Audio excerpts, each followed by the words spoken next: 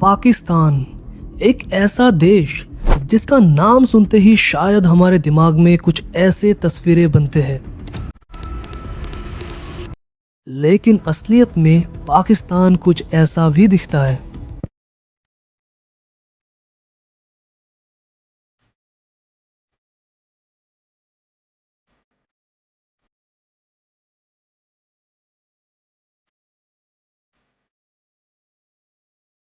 तो क्यों लोग इसको एक गरीब देश कहते हैं और क्यों इसके माथे पर एक फेल्ड कंट्री का टैग लग चुका है? आइए आज जरा हम नजर घुमाते हैं हमारे पड़ोसी मुल्क पाकिस्तान के ऊपर। Welcome to Pakistan.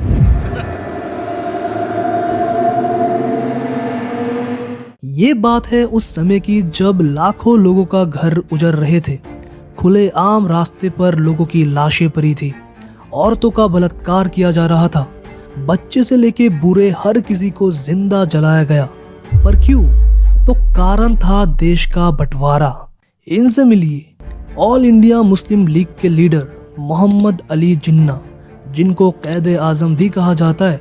इनका कहना था कि अंग्रेज इस देश से जाने के बाद हिंदू मेजोरिटी का अत्याचार मुस्लिम कम्युनिटी सह नहीं पाएगी, क्योंकि हिंदू और मुस्लिमों के बीच धर्म और संस्कृति को लेकर काफी अंतर है। Take for example the eternal question of the cow. We eat what they worship. इसी के चलते 1940 के लाहौर सेशन के दौरान जिन्ना ने मुस्लिमों के लिए एक इंडिपेंडेंट पाकिस्तान की डिमांड रख दी। हमें एक इंडिपेंडेंट सॉवरेन पाकिस्तान चाहिए, उससे कम कुछ भी नहीं। इसे सुन के कांग्रेस के लीडर्स जैसे कि जवाहरलाल नेहरू, सरदार पटेल, अबुल कलाम आजाद और गांधी जी ने इसका खूब विरोध किया। यहाँ तक कि गांधी जी इस बंटवारे को रोकने के लिए जिन्ना को एक अखंड भारत का प्राइम मिनिस्टर बनने का ऑफर भी दिया था। Make Jinnah the Prime Minister. What? हालांकि कांग्रेस के लीडर्स इस फैसले से बिल्कुल भी खुश नहीं थे और उधर जिन्ना भी अपने पाकिस्तान को लेके अड़े हुए थे।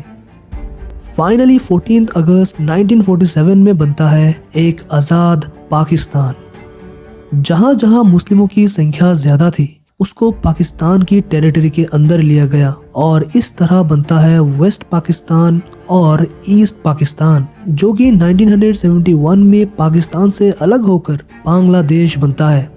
पाकिस्तान बनने के बाद करोड़ों लोग डर और दहशत के मारे पाकिस्तान की तरफ माइग्रेट करते हैं, लेकिन वहां पर उनको भूखमरी, बेरोजगारी और स्ट्रगल के अलावा कुछ नहीं मिलता।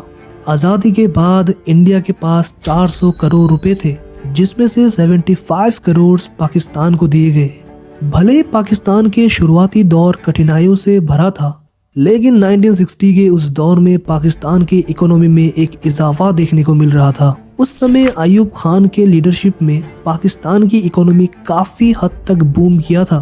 लेकिन अगर आज के पाकिस्तान को देखें तो पाकिस्तान कर्जे में डूबा हुआ है। Low exports, inflation, high debt, political instability जैसे और भी कई सारे प्रॉब्लम से गुजर रहा है पाकिस्तान।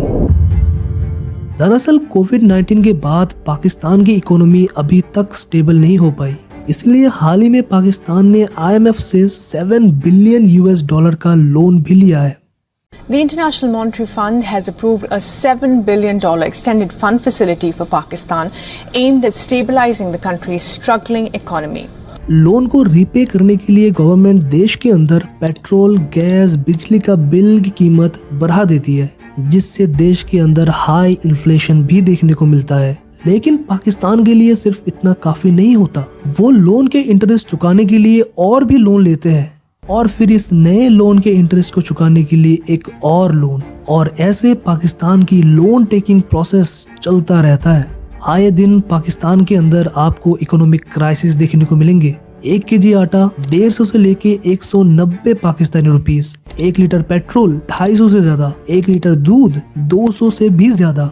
दोस्तों, पाकिस्तान के फॉरेन रिजर्व्स इतना लो हो चुका है कि $1 पाकिस्तान के 278 रुपीस के बराबर है। क्राइसिस के दौरान लोग वहाँ पे सब्सिडी के लिए एक दूसरे से लड़ने के लिए भी तैयार थे। अब दोस्तों ऐसा तो नहीं है कि पाकिस्तान के पास कुछ भी नहीं है। Strategic location, large workforce, rich natural resources से भरा इस देश के पास पोटेंशियल तो काफी है। बस कमी है तो सही गवर्नेंस पॉलिसी की, क्योंकि हर बार एक नया सरकार आते ही नए नियम कानून लागू कर देते हैं। रिसेंटली गवर्नमेंट ने डिसीजन लिया कि पाकिस्तान के कई सारे इंस्टीट्यूशंस को प्राइवेटाइज किया जाए या फिर उनको हमेशा के लिए बंद कर दिया जाए। एक सही इकोनॉमिक स्टेबिलिटी पाने के लिए पाकिस्तान को अपने टैक्सेशन, एग्रीकल्चर और इंडस्ट्रियल जैसे सेक्टर्स पर काफी ध्यान देने होंगे। ह्यूमन कैपिटल पर इन्वेस्ट करके अपने एक्सपोर्ट्स को बढ़ाने होंगे। सही पॉलिसीज और लॉन्ग टर्म प्लानिंग के साथ पाकिस्तान अपने इकोनॉमी को सही दिशा की ओर ले जा सकते हैं।